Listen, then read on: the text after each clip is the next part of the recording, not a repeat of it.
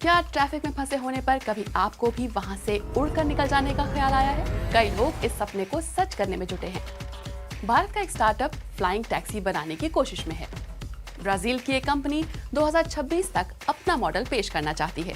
जापानी automaker Suzuki और startup sky drive साझेदारी में ऐसा कर रहे हैं, तो वहीं जर्मन कंपनी वोलोकॉप्टर अगले साल पेरिस ओलंपिक में ही लोगों को अपनी फ्लाइंग टैक्सी में सवारी कराना चाहती है। तो सवाल ये है कि सबसे पहली उड़ान कौन भरेगा? 80 के दशक में आई Hollywood film back to the future में ये कल्पना की गई थी कि 2015 आते आते गाड़ियां उड़ने लगेंगी। लेकिन क्या हमें वाकई उड़ने वाली कारों की जरूरत है? इससे एक आम इंसान को क्या फर्क पड़ेगा? और क्या ये वाकई बिल्कुल नई चीज है या फिर हेलीकॉप्टर को ही दूसरी तरह से पैकेज करके पेश किया जा रहा है? चलिए एक एक कर इनका जवाब देते हैं। कई एयर टैक्सी कंपनियां 2024 या 2025 में अपना काम शुरू करना चाहती हैं। वर्टिकल फ्लाइंग सोसाइटी की माने तो दुनिया भर की कोई 350 कंपनियां ऐसे electric vertical take off and landing विमानों यानी ईवीटोल्स के करीब 700 अलग अलग डिजाइन ला चुकी हैं।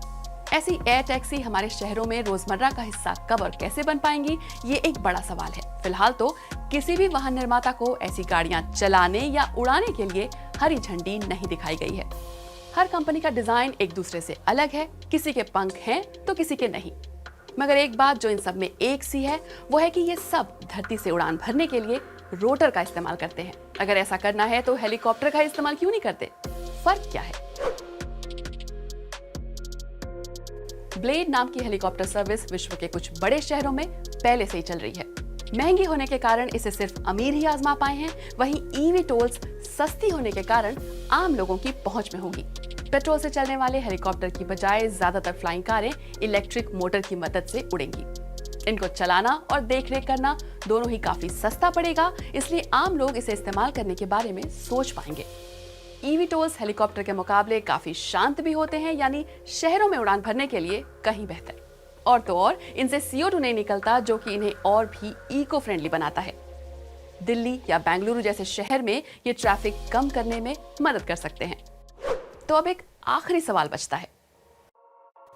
अभी ये कहना मुश्किल है, अगले कुछ सालों में अपने लिए एक फ्लाइंग कार वही खरीद पाएगा जिसके पास लाखों करोड़ों रुपए पड़े हों। स्वीडन की एक स्टार्टअप इसे बेच रही है। उसने देखते ही देखते प्री सेल इन्वेंट्री से ही अपने सारे ईवीटोल्स बेच दिए। एक कार करीब 90,000 यूरो यानी भारतीय रुपए में कोई 80 लाख की बिकी। 2024 में ये कंपनी अपने ग्राहकों को ये फ्लाइंग कारें डिलीवर करने की तैयारी में है। आजकल की कीमतों के हिसाब से देखें तो एयर टैक्सी से चलने के लिए आम लोगों को प्रति किलोमीटर 2 से 10 यूरो के बीच किराया देना होगा, यानी 150 से 800 रुपए प्रति किलोमीटर। लेकिन एक्सपर्ट्स का कहना है कि चूंकि इन्हें बनाना फिलहाल काफी महंगा है, इसलिए ऐसी उम्मीदें जल्दी सच नहीं होने वाली, खासकर जब तक बड़े स्तर पर इनका इस्तेमाल ना होने लगे। खुले आसमान में उड़ती कारें दिखने के रास्ते में अभी कई चुनौतियां बाकी हैं। कई नियम और सुरक्षा सवालों के जवाब हमारे पास नहीं है, और टेक ऑफ और लैंडिंग के लिए इंफ्रास्ट्रक्चर भी तो बनाना है। जो भी हो और जब भी हो, मैं तो जरूर एयर टैक्सी लेना चाहूंगी। और आप?